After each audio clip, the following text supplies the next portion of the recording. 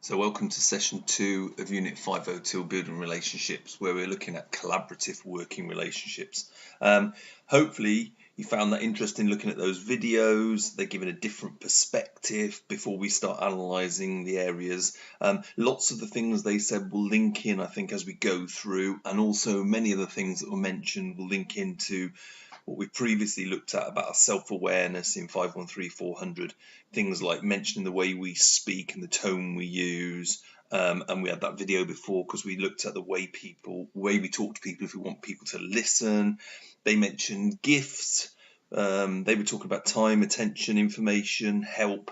And these are recognition and reward, again, things that we've discussed, and they labelled them as emotional deposits, and they fit in when we talked about building rapport and trust, which we need to build if we're going to successfully collaborate in working relationships. So let's have a look at the objectives.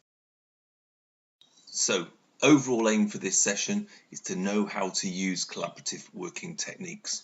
By the end of the session, you should be able to analyse the key factors required for effective internal and external collaborative working relationships, explain how these factors can be established to create effective working relationships, evaluate the implications of external collaborative relationships for risk and knowledge management, and describe how to share good practice.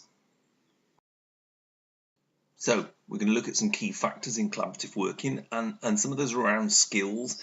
And in those videos, they gave an insight into some skills. One of them was humorous, but still had some useful messages and ideas in it. In the second video, they particularly looked at skills, and they mentioned relationship maps and stakeholder maps, analytical sort of process. And we did that in session 1. They also talked about prompts.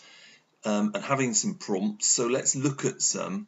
I'm going to identify some key factors required for effective internal, external collaborative working, and we can use these as prompts. So the first of those prompts goes back to our self-awareness that we did in 513-400. Know yourself. Be aware of your preferences, and we'll look at some more preferences in a minute around negotiation and influence techniques, and we'll also look at approaches to conflict, but it's about knowing yourself before you go into it. Also, ensure there's early engagement and involvement. People like to get on board early. They like to feel recognised so they can possibly have an influence. They don't like to be thought of as an afterthought. Thirdly, we can have clear terms and reference for a collaboration. Ensure that all understand so it's transparent and it's something to fall back on if things go wrong, which we'll talk more about in conflict. And then fourthly, ensure that there's a shared vision and goals. Now, take time to do this, and it'll probably take time to get agreement, but that is the start of collaboration, that agreement, and that will probably help in the process of moving forward and building rapport and building trust.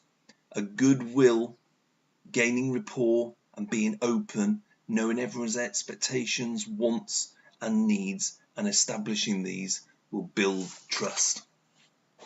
Next, we can look to recognise and accept different working cultures, and more importantly, be willing to adapt to them, as we've mentioned before.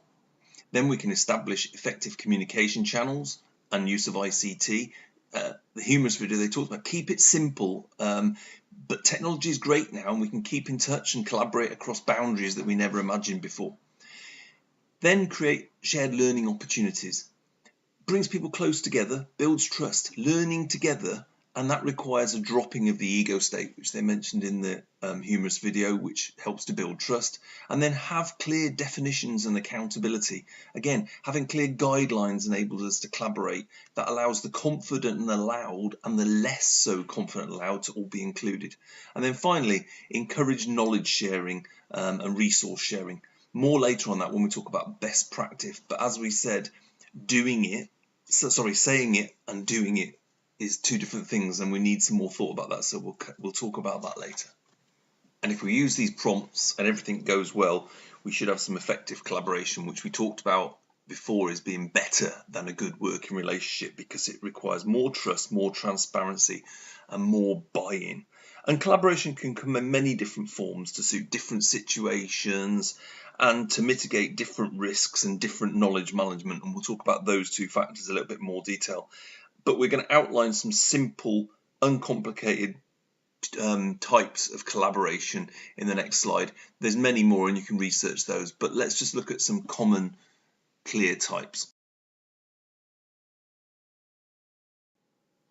So what types of external collaborative relationships have we got? Well, we can categorize them into sort of 4 groups really. And the first is alliances, and that's the most basic sort of long-standing type of collaboration used for innovation, or people have strategic alliances. And these agreements between 2 or more independent firms which temporarily combine some sort of efforts or maybe resources to reach a strategic goal or a goal they've agreed. We then have networks. Networks include groups of firms that share ideas, practices, say research and development, for example, or new products or services, or processes, or sharing of business models. And these involve businesses collaborating for that specific purpose, where they sort of look at results of the activities that could be identifiable and measurable and could have an impact on their businesses. So still a very basic form of networks. We see lots of different networks out there where people go and share those sort of ideas. And then people can go to a portfolio where they've understood those alliances and that networking, but they want to sustain something a little bit longer. And you may have one person driving that portfolio and building that portfolio. In effect, they're managing that and extracting the best practice from the different alliances and networking and spreading those internally. In that process, we're going to have one focal sort of organization who establish the agreements, the independent companies, but then manage the process and the knowledge flow and allow the specific functions. And then you've got a full partnership where you're really talking about a full sort of collaborative approach where 2 or more organizations are pooling, I don't know, money, skills, or other resources, and they're also taking a share in the risk, the profit, the loss, in accordance with the terms of that partnership agreement. In those sort of enterprises, they agree to share those risks and rewards appropriately, and that's the key to that. And we'll talk about the risks and the rewards and sharing a little bit later on.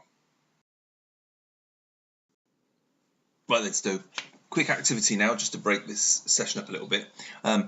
There's some resources that I've included, articles, one about collaborating with external partners from the Telegraph, and then an article about which kind of collaboration is right for you from the Harvard Business Review. Read those and then research further types of collaborative enterprises, implications of external collaboration. Do your own and just sort of try and build a picture, because it can be completely different depending on the sort of sector you're in. So for example, if you're in the healthcare sector or if you're in the manufacturing sector, it's going to be completely different sort of situations. For example, the healthcare sector might be sharing more stuff, whereas in the manufacturing they might be a little bit more protective. So research different types and then review your own collaborative relationships based on that research. There is a worksheet to complete, so complete that and upload it, and then we'll come back and carry on with this session.